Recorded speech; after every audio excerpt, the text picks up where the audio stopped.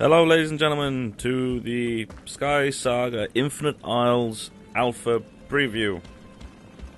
Excuse my voice is not in the best of conditions at the moment. Yes, this is Sky Saga Infinite Isles. It is made by Radiant Wells and Smilegate, two sort of companion studios, one here in the UK, hosted by the Oliver twins of I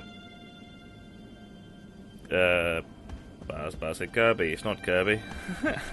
It's Dizzy. The Dizzy Adventure games of way back when.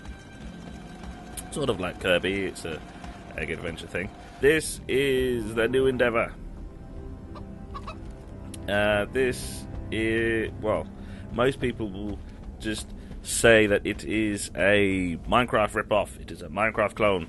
And if you have read the companion write-up, which this video is going with, and if you haven't, you should, I said that in that it is a mixture of Minecraft, obviously, but also Starbound and other RPGs. I just chose Skyrim just because it was the first thing that came to my mind. From Starbound,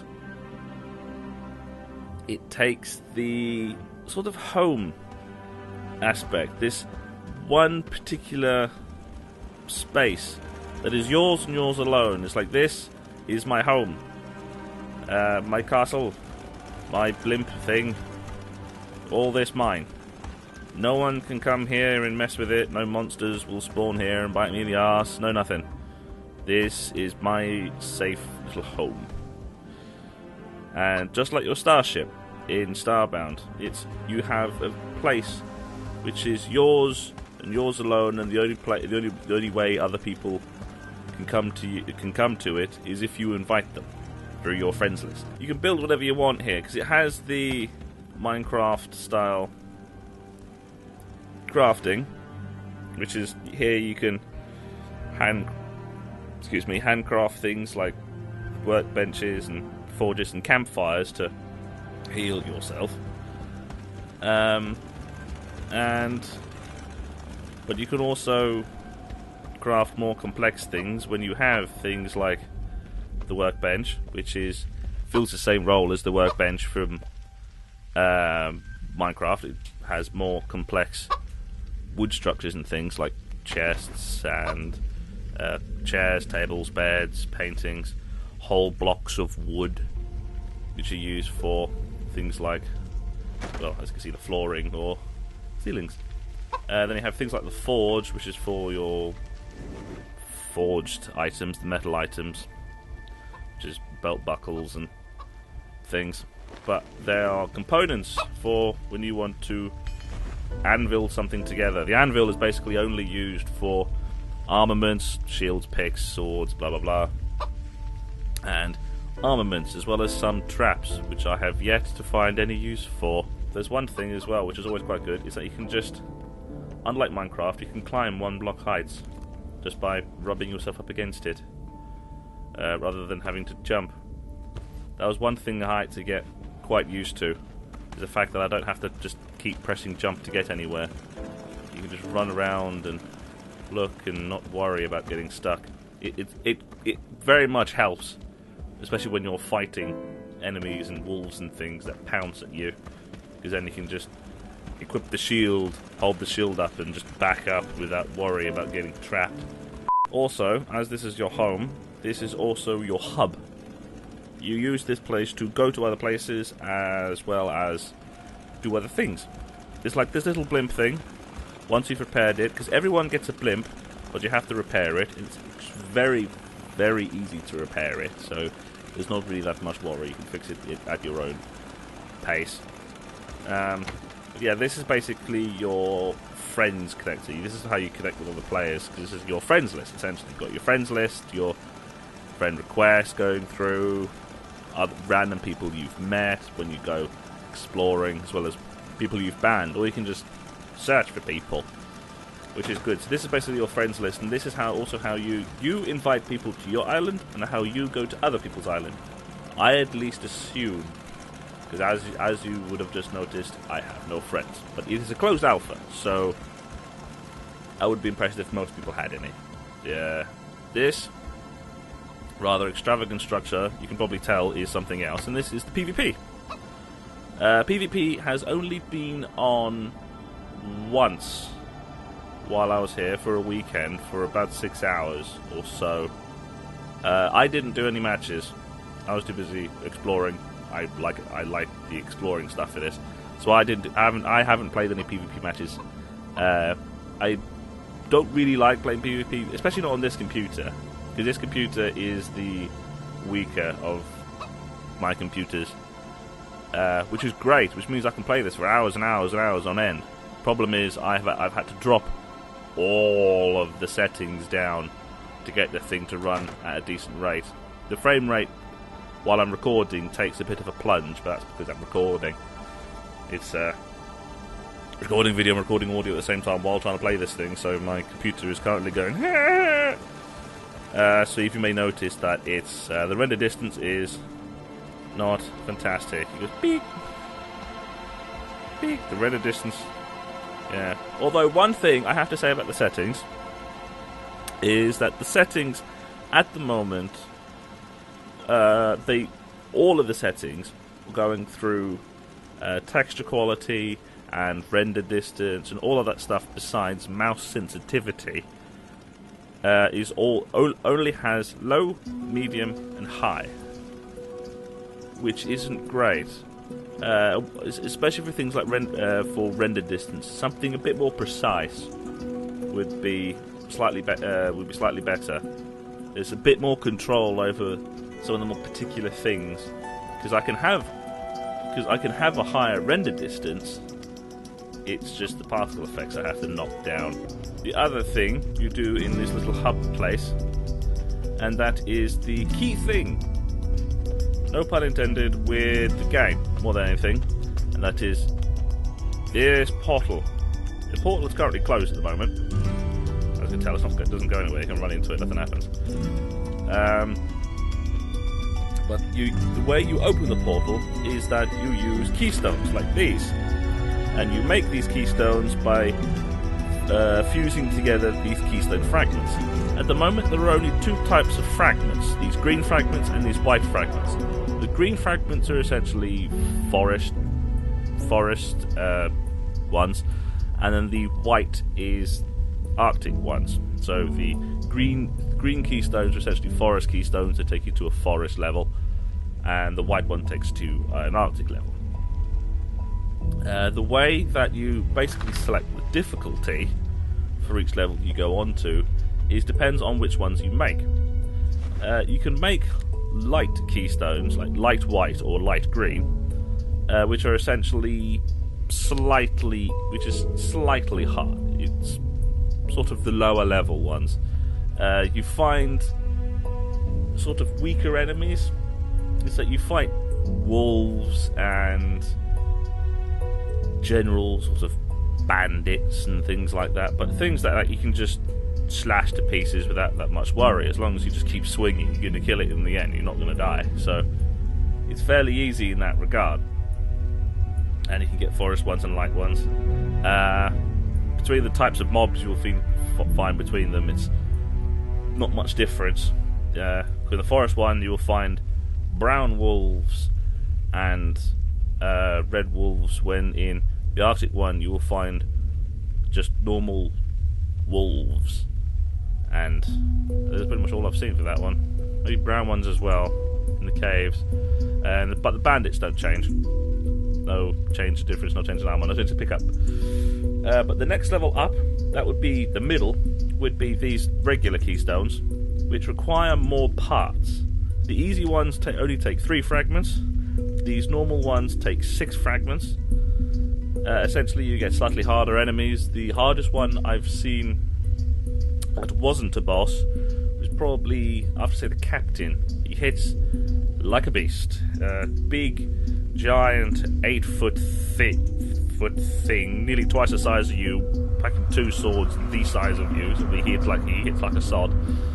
And then there's these dark variants, which is the very hard mode, which takes 9 fragments, so it's 3 more again, and also dark hearts. These dark hearts are rare drops from bosses that you'll find in pretty much every level.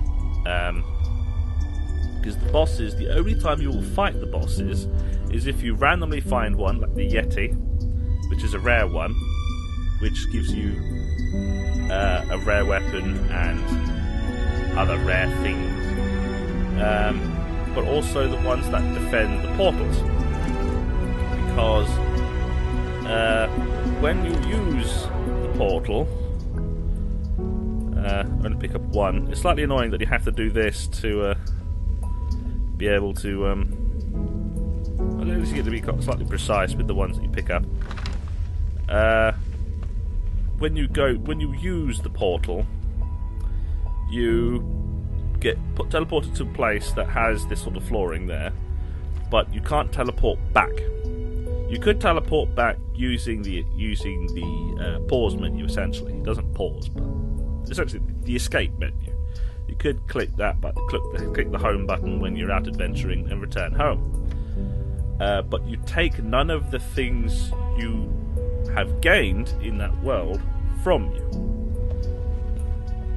A message from the Explorers Guild. I've managed to time this quite correctly to show you one of the other things that this also has. It has a messaging system, which is not necessarily a messaging system between other players. If you want other players, you just send them things. But this is you get. There are particular. Future me is going to slide in here because I noticed during editing that I explained this next bit extremely badly. As the game stands at the moment, there are only 5 skill sets: Architect, Blacksmith, Explorer, Knight, and Miner. The level of each of those skills dictates what recipes you can and can't learn. You learn recipes by finding recipe scrolls in the Adventure Portal world. The way you level up these skills is by completing challenges that are set for those particular skills. Each skill has 3 challenges for you to complete, mainly connected to what they are. For example, the Architect is to clean up your homestead or to craft particular items like chairs or beds, and the Miner is to mine a particular amount of ores. Although there is some overlap. The biggest example is the Blacksmith and the Miner, where the Blacksmith one can be about finding a particular amount of ore, and while the Miner one can end up having challenges where you are to forge a particular item or to kill a particular of monsters with a particular item. When you complete each of the challenges, they give you a set amount of XP. For example, for the Architect, which is mainly about cleaning up your homestead, cleaning up leaves or bones from your homestead garners you a very small amount of XP. Meanwhile, for the Miner, mining a particular amount of keystone or iron ore or metal ore garners you a lot more experience. Another one of the criticisms that can be connected to these skills is that you are unable to, as you are unable to get rid of a particular challenge, there are some challenges that when you get them you are unable to complete them. One example that I have with the Blacksmith skill is one of the challenges is to forge a full set of armor: a helm, a chest piece, a foot, and gloves. But to be able to forge a helmet, I have to level up my Blacksmith skill. But I can't. But it's difficult to upgrade the Blacksmith skill when one of the challenge slots is taken up by a challenge that I can only complete when I upgrade that skill. So some sort of more precise challenge giving would be a much more liked update. The skills at the moment are in some respects are still quite jumbled, especially between the Blacksmith and the Miner. And the Knight skill, after the initial set of challenges, becomes primarily PvP based. So it would be nice to have an extra skill set which would be based for PvP. Anyway, with that, let us go adventuring forward unto an Arctic biome. I've chosen a white one, a light white keystone, to start us off. So let us click it, and the portal, using the keystone, opens. really is actually very impressive. How this sort of comes apart. And let us press button, arm ourselves, and move forward into adventure. This is a nice little aspect for the loading screens, if it does it in time. But it basically gives you, because you can take pictures in it. There's a very limited amount of spaces you can actually take pictures in, because I think it saves the previous 10, or it saves to a space that I don't know is there. But yeah, you can basically vote on what ones you like or not. Oh, this is definitely one of the easier ones, because I've been to a place like this before. All those green places over there are this little village thing. Dire Drift Hamlet. Yes, it's nice that it actually comes up with a little wording thing that gives a bit of personality. Yeah, so this is adventuring. You come up into a portal. There's the portal through here, through stones. If you notice, it's exactly the same as the floor for the portal you came into. But you can't just leave. You can't just leave the area.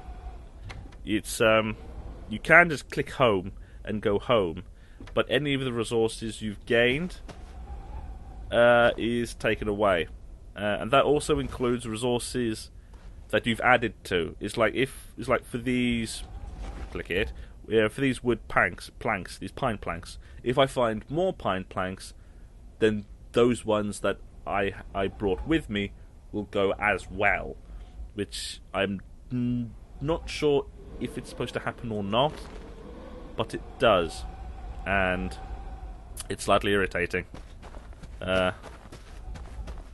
Shall we go and show with the battle? Let us have a fight with a bandit. Hello, Mr. Bandit Man. You gonna come down and say hi? Or do I have to go up there and see you? Mr. Bandit Man. Hello, Bandit Man. Ow. Fight me, bro. Yeah. Everyone seems to have a swing of 3. Yeah, this is part of the reason why I said that there's an RPG element to it, is that you have these different, the hotbar, rather than being the Minecraft, you have one thing.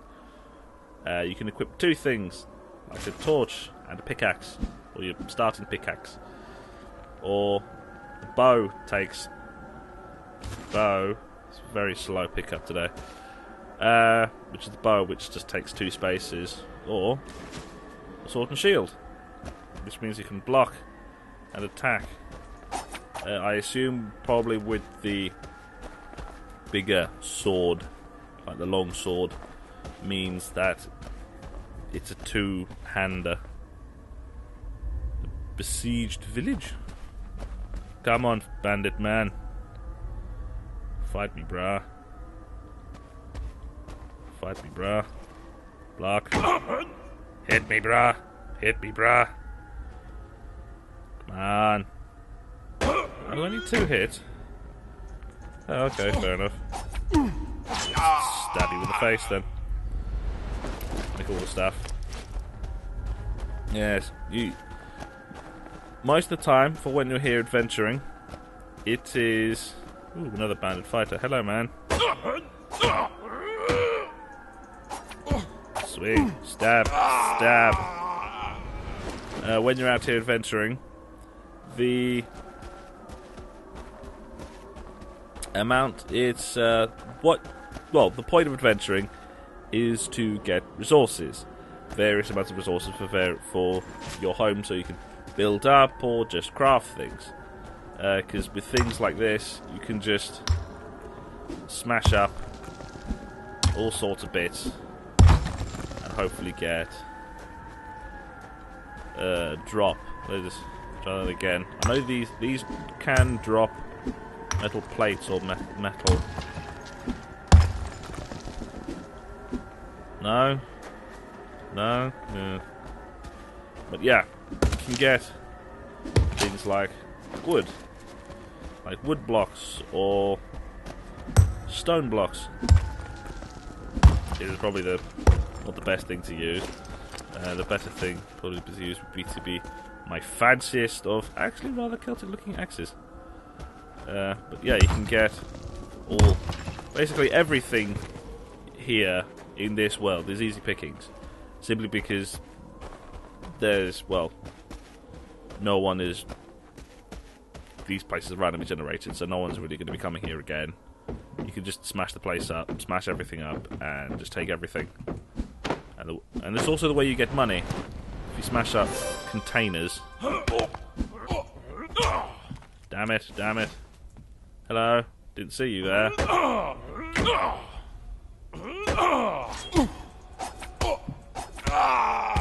see you there. Didn't notice you were up here.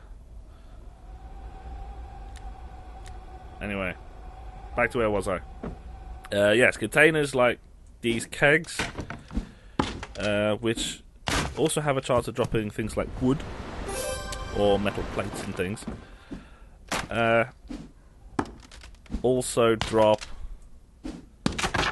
smashy currency, which is the gold pieces down there in the bottom part of the inventory. And primarily they're used for trading with other players, like I said. It would be nice if there was more uses for them, because the main reason why I destroy things like the wicker baskets and things is because I get thatch, and I use thatch as a building material, or a crafting material as well, I think, probably when you get the basket recipe or something. Yes, but you'll also find chests in your adventures with a variety of stuff. It's usually a mixture of these sorts of food items, which is raw lamb, potato, and pumpkins, and cloth or cloth strips. Basically, you get cloth, which is whole chunks, which are used to make beds and things, and cloth strips, which are used basically as tassels, and leather, various parts of leather. You can get cowhide or brown, also wool, other bits of blocks or arrows as well. Take all. Which is, yeah, and this is basically the whole point of adventuring. Adventuring is just gain resources, gain things to build with, to, well, expand your homestead. But it's also a place where you can fight, and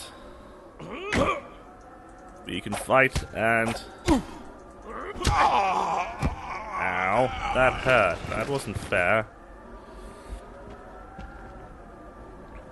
Where you can fight other things, other monsters.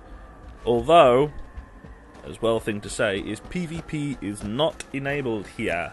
You can only do PvP in the PvP world via the big totem thing. So here you can't just stab up a player and nick his stuff.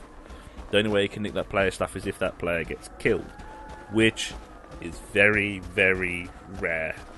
I've died a few times. That's mainly because I've, like, going, ooh, a Yeti, I'll stab that in the face, and he takes out entire chunks of my health in one swing and kicks my ass. But like with most Minecraft stuff, when you die, you explode in a flurry of stuff. All of the stuff you gained during that adventure, during that period, you get thrown up into the air and dropped onto the floor. And if you can get back and kill whatever killed you in time, then you can just take your stuff back, like Minecraft, which is at least slightly forgiving. For the slightly hardcore aspect of if you die and go home, you lose all, which is the very sort of hardcore aspect of this game, which I quite like. It's hardcore, but slightly forgiving. In that regard, I know someone's here.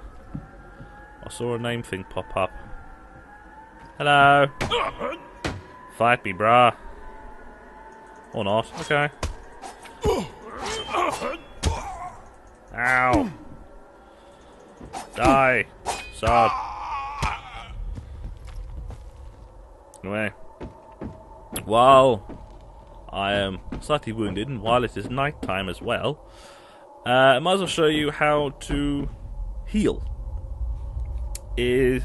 How to heal is actually quite interesting. Rather than sort of you eat stuff to heal, like the lamb and these mushrooms, but they give you half a heart.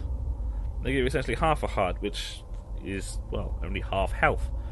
And the way that you make them whole hearts again is that you rest at a campfire. How much do I need? 6. How much forgot? 1. Okay, should be too hard. 1 moment. And yeah, so with the campfire, you craft a campfire. 2, 3, 4, 5. Come on. 6. You craft a campfire, clicking that. This is also how you craft everything as well. Is that you have a particular amount of resources. You take the resources, stick them in there. Need a torch as well to light it, and some wood. But the good thing about this as well is that the object itself changes colour depending on what you make. So, for example, like the furnaces and things, if you use green, it'll turn it green. When if you use the regular sort of stone, it turns it blue. Or if you use this brown stone, it turns it brown. Which I thought, well, I think is very nice. It's a nice little aspect, because you can then colour coordinate your items. So it's like, oh, I need to have this to be a particular colour, I need to have this particular colour, I need to have this particular colour, which is always quite nice. It's a nice little addition, rather than having a set thing. Those stones are supposed to go green. I'm slightly frustrated. Yeah, craft. Clicky, clicky. Yes. Recording is making this game lose a lot of frames, which is slightly frustrating. But yes, to heal, you equip campfire, and this is how you place all items. Is that you have this white little box, and this white box is where the item will end up. And so you click, and it gets placed. And how you heal is that you use the campfire to sleep. And boop, boop, boop, boop. Yep, there you go. Fully healed.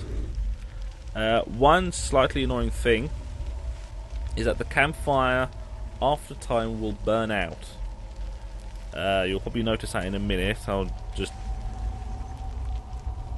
destroy some stuff. Yes, just hit it. Oh, I'm pressing the wrong button. But yeah, after a while, it burns out. Which is sort of fine.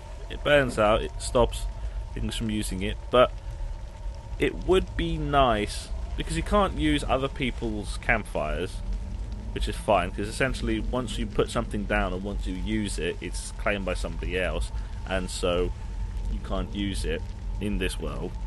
So it would be nice if there was a way to relight your campfires, because there's some points, especially during